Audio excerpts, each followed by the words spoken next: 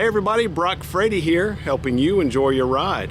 In today's video, we're going to take a very special look at a very special car. It's a 2017 Ferrari F12 Berlinetta. And I'm very excited to bring you this video, and I would like to give a huge thank you to Raymond for the opportunity to film this car today and also to drive it. And believe it or not, this is going to be my very first time driving a Ferrari. Also in this video, I've got a special guest that's going to ride along with me. You may recognize him. His name is Kyle. Hey everyone. And so we are going to take a look at this amazing vehicle right now. We're going to be able to drive it. We're going to take a look at the inside, at the outside, how everything works. We're going to take a look at some specs, and I hope you enjoy this ride.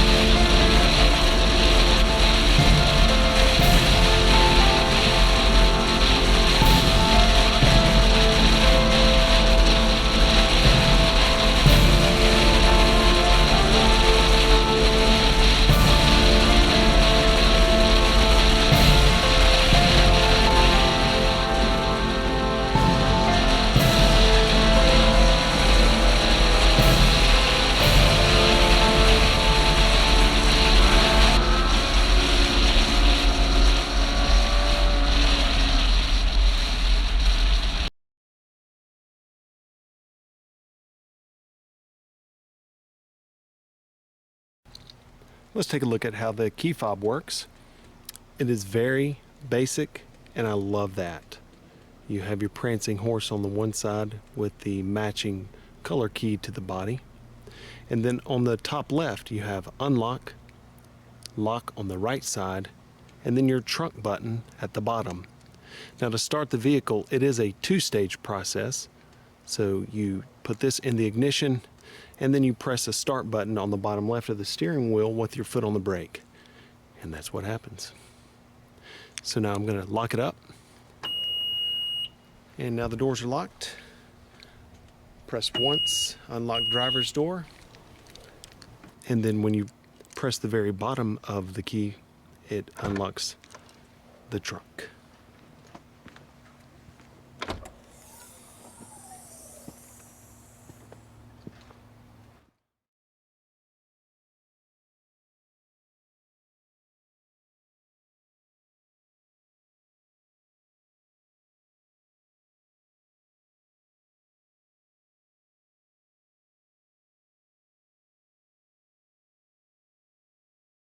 You can see here the climate control system is actually very self-explanatory. Driver temperature here, your passenger temperature on the right of that, fan speed, how to manually adjust your fan speed, fan direction for both driver and passenger, and then your air conditioner, your defrost, and then recirculate. Very, very easy, very self-explanatory. I love all the carbon fiber.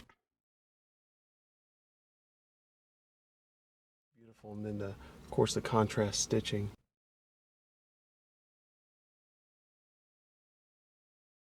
And then you have a dial here that's going to be on the right side, and when you turn that, right now it is, the selection is on the screen on the right, and it says media. Well, as I turn it to the left, you have radio, media, navigation, phone, and setup. And starting with setup, I can push in, and this is how you set up the display, audio system, Bluetooth, and system information. So you can press down to display, and you can adjust your display mode, which is automatic, or voice response length, and how it detects your voice response for your voice commands.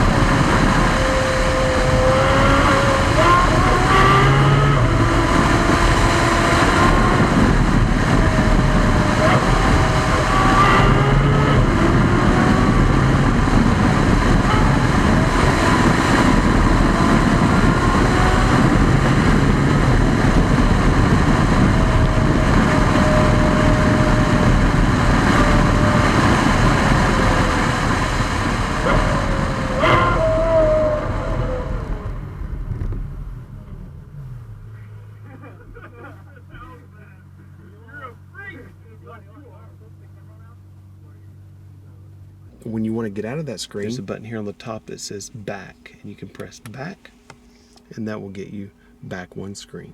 Press audio setup and balance, fade, equalizer, all those. Bluetooth, phone and audio, system information, and this gives you the specifics about the navigation update and software version and everything. And then there's phone, navigation, there's your map. And I like how small the navigation screen is and how it's actually integrated kind of into the tachometer, the speedometer, and all the other displays. And this is how you operate the various features within the navigation system. Media. Nothing connected. That's if you wanted to connect a device, you would do it right there. And then radio.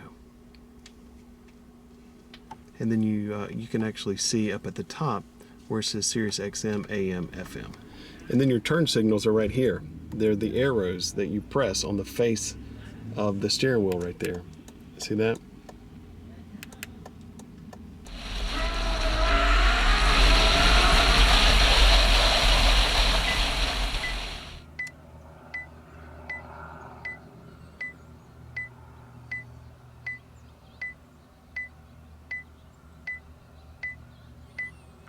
And then right here are the different settings for your suspension system, track and suspension, sport, all of those different things. And so whenever you turn this, you can see it says sport, race, CT off, traction control off, wet, and that's instantly accessible right there on the steering wheel. The windshield wipers. And this is going to change your suspension setting right here, and you can see it says bumpy road, and that's going to be right there. Bumpy road, not bumpy road. And on the left side, the one that corresponds to the screen that's going to be on the left for all driving information, that is going to be here. And the back button obviously means back. In order to operate that, you're going to press this multi-directional keypad with OK being in the center to make the selection. VDA, settings, trip, and status. So settings, pressing OK. That allows you to change the settings that are within that screen. So how to display or how to change the dimming, the language, all those different things. Car settings, let's take a look at that. Parking sensors, doors unlocked, speed limit. And so speed limit, look at that, 155.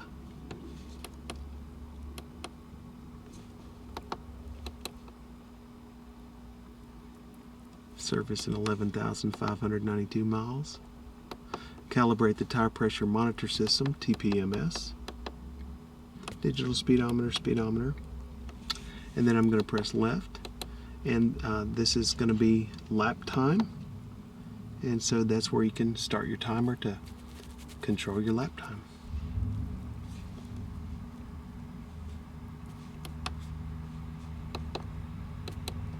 Trip. Maximum speed 148.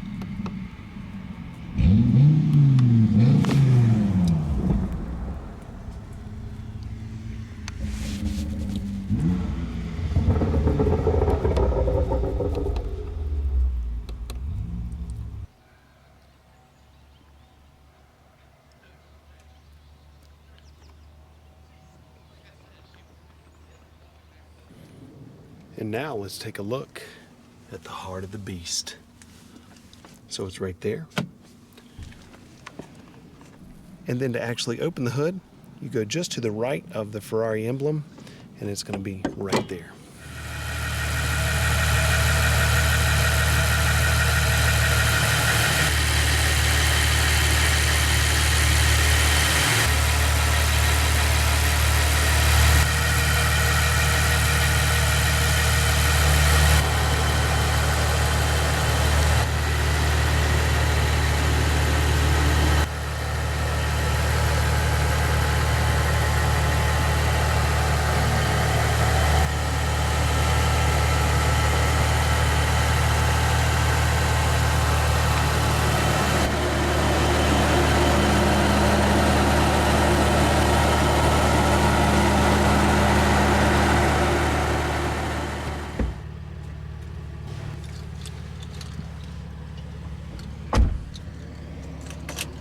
Now starting the F12 is a two-step process.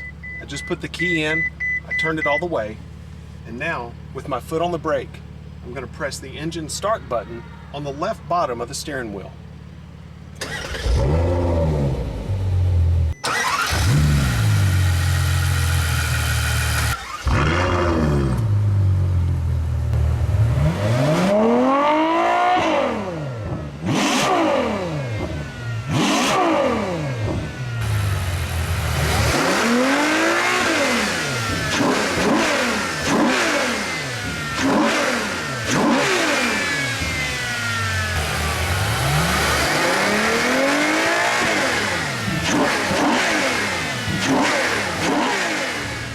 All right, Brock, you ready to go? I'm ready as ever. All right, so first thing to do, parking brake is released. Pull that right paddle towards you to put it in first gear.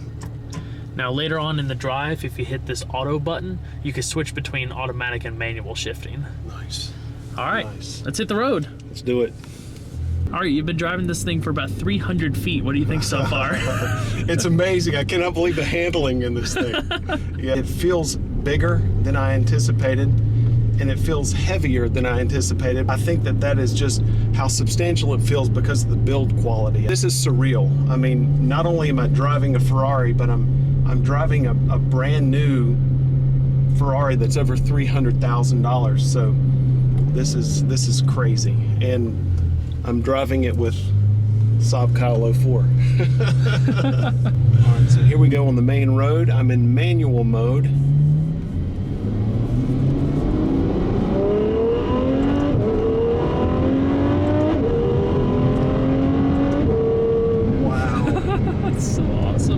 It responds like it feels like it changes gears before you even fully pull it toward you.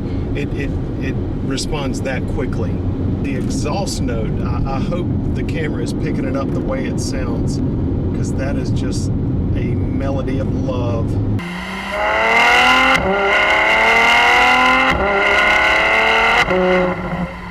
And it's a dual clutch, so it's just, my goodness.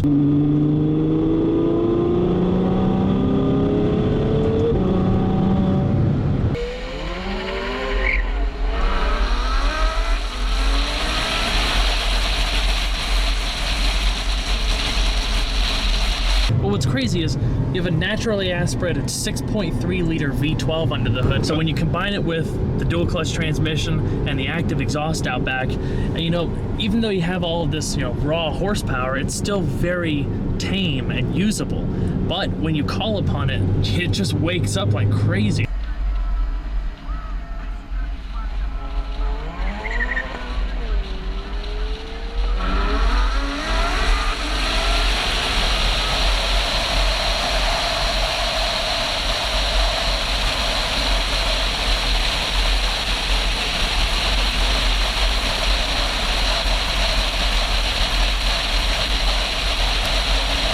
All right, turning left here.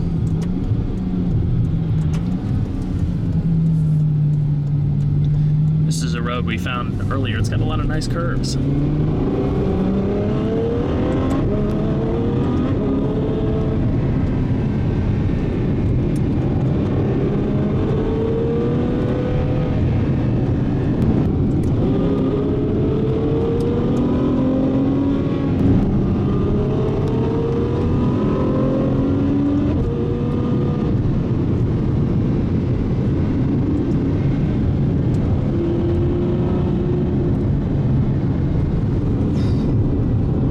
Does not make sense to my mind.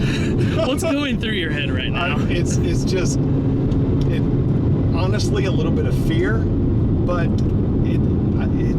you're so confident that the car can do it. It can do whatever you tell it to do, and that's the mind-blowing thing about it. It's like push, push, push, and it just seems like there's no limit. I've never experienced anything like this. It's unbelievable.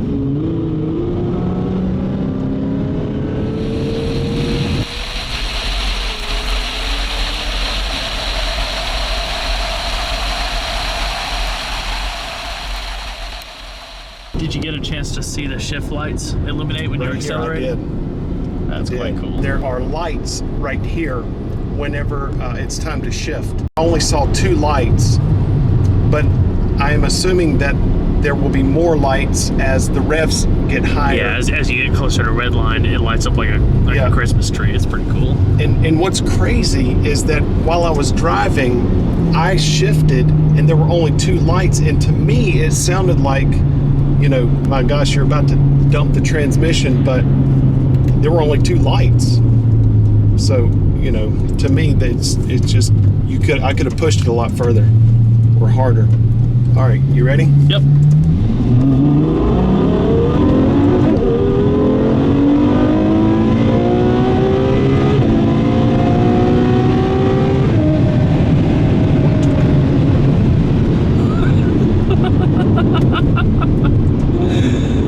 Okay, that was scary. Again, there were only, I don't know if you could hear that exhaust. I'm sure you could, but did you hear how loud that was screaming? Oh yeah. It's very docile at low speeds, and then when you get up into higher RPMs, the valve opens up and just unleashes a monster back there.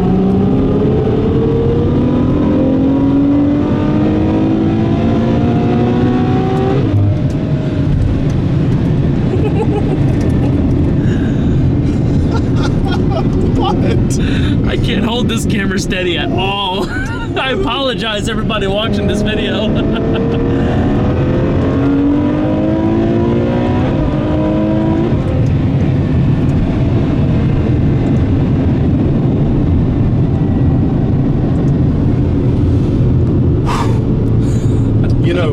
About 2 months ago, I went skydiving.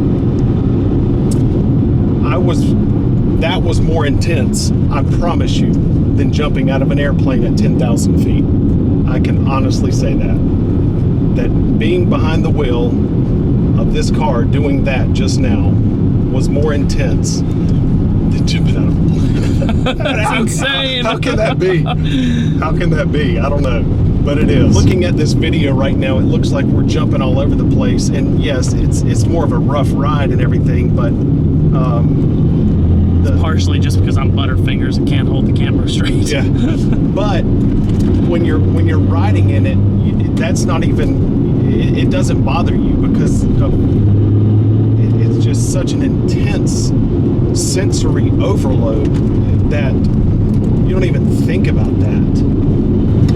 The car that I drive has a turbocharged engine, and I thought that was fast. It's not like this though.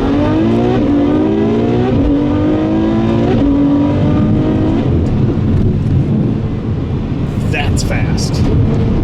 There's not too many things out there that can can match that fast. And you know that the double clutch, you hear people say, oh, I like a manual shift and all that stuff, and I do too. I'm not downplaying that at all. Mad respect. But that is unbelievable.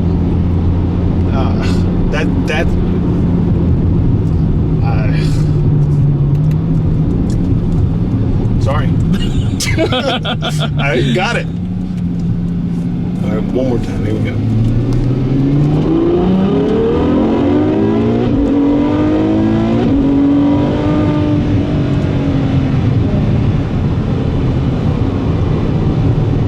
I love it.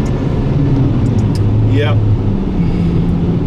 I know what the hype is all about now. And that's where it's at. You'll never forget this day. I will never in my life.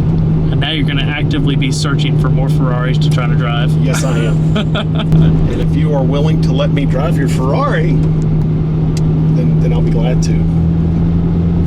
And so will he, behind the camera. In fact, I bet we would even do this together in another video. We'll wear out your, we'll drive your Ferrari. Yeah, not wear it out. No, I didn't say that. One more time, I would like to say a tremendous thank you to Raymond for the unbelievable opportunity. It's very kind to let us take this out.